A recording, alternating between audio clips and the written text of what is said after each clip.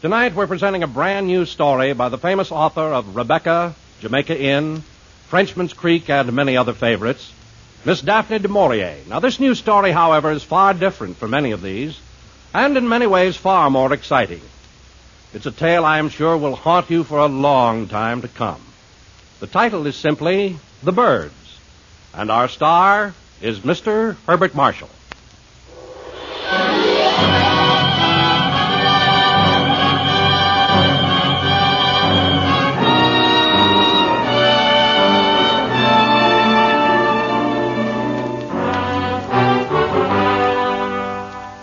Our scene is London, and the office of a successful publisher of books.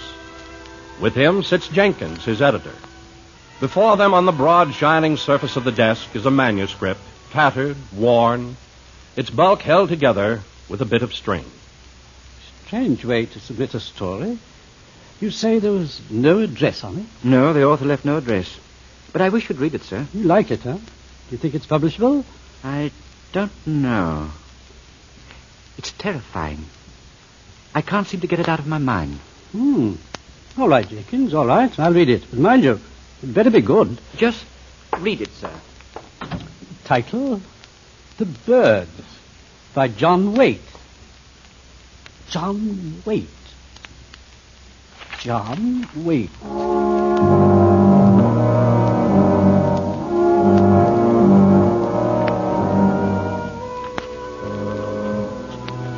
My name is John Waite. I'm writing this as a minute record of what has happened thus far because I cannot help feeling that in the recounting of these events I may, in some measure, come to an understanding of what has happened. And even perhaps why it has happened. The whole business is monstrous and overwhelming, and I'm not sure that human eyes will ever fall upon this, my journal.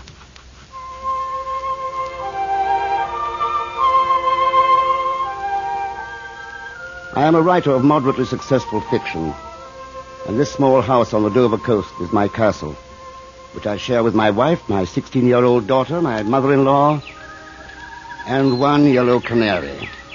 The canary. His name is Chippikins. No, I didn't name him. My mother-in-law did. Chippikins belongs to Mother Dobbs, and bringing him here was an open and shut case of coals to Newcastle. For Dover is alive with birds. And it has been my daily custom, work over, to sit at the cliff's edge and smoke my pipe and watch and listen. The birds, soaring and wheeling in great rushing flocks, flickering in a flat gray sheet just above the grassy slope of the hills, and then bursting all of a bunch, erupting into the sky, restless, ceaseless, ever moving, slashing as one in a perfect arc up, and then for a split moment, almost invisible as in their turning, the profile, thin as glass, presents itself against the sky. And then as one, in cadence, back again, and with a slow chorus, gone. Black and white, jackdaw and gull, mingling in strange, restless partnership, seeking some strange liberation, never satisfied, never still. Flocks of starlings rustling like silk, and the smaller birds, finches and larks, scattering from tree to hedge and back again. Compelled. By what?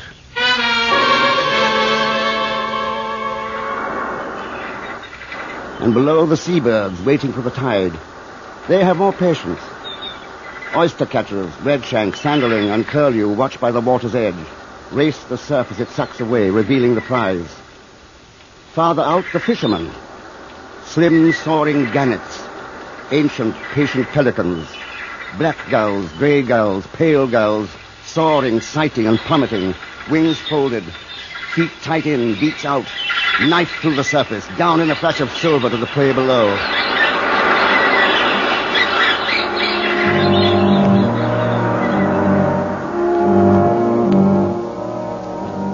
The autumn had been a long one, mellow and soft. The leaves had lingered on the trees, red and gold, somehow reluctant to fall. The days grew hazy and benevolent, shortened imperceptibly. And with their passing, the birds seemed more restless, more driven, more agitated. My neighbor, the farmer, drove his tractor in long, even lines across the western hills, and his figure, silhouetted in the driver's seat, would be lost from time to time in the great cloud of wheeling, crying birds which followed his movements. And I remarked on this. Lots of birds around today. Hey, there are more birds than usual, and daring, too. 1 or 2 gulls came so close to my head this afternoon, I thought they'd knock my cap off. As it was, I could scarcely see what I was doing when they were overhead, and I had the sun in my eyes. I have a notion the weather will change. It'll be a hard winter. That's why the birds are so restless.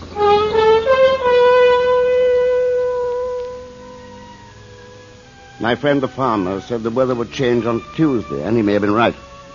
I'm not certain. The fact is, the weather changed that night. And it was that night that it began. I'd been asleep. What? What's that? Oh, something at the window. And go back to sleep, dear. I'm going to find out what it is.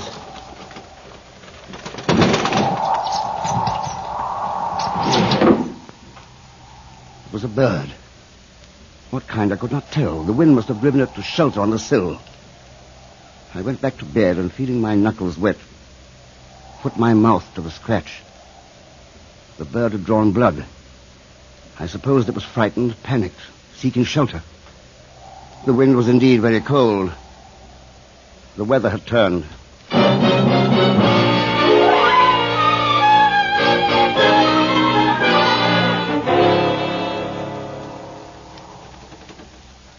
John, are you awake? Yes, Into the window, will you, dear? It's rattling.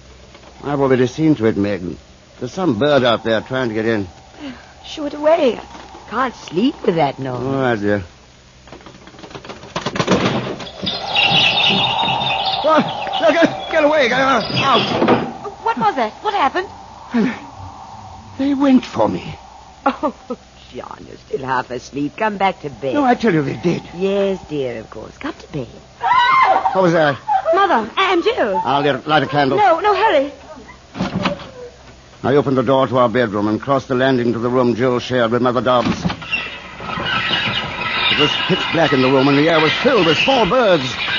I could feel them all about me, and I swung my arms.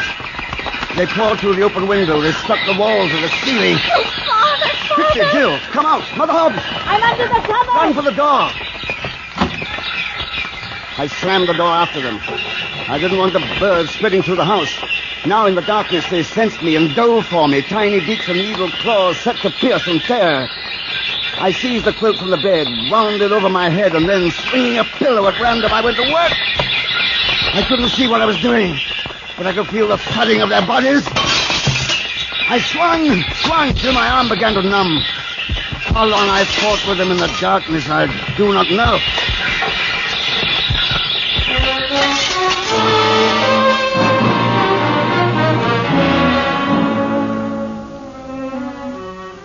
At last the beating of wings subsided and withdrew, and through the density of the quilt I became aware of light. I waited, listened, but there was no sound. I dropped the quilt and stared about me in the cold gray light. Dawn in the open window had called the living birds. The dead lay on the floor. They were all small birds. Robins, finches, sparrows, blue tits, larks, bramblings. Birds that ordinarily kept to their own flocks. Now dead and still in a shambles of feathers and broken glass.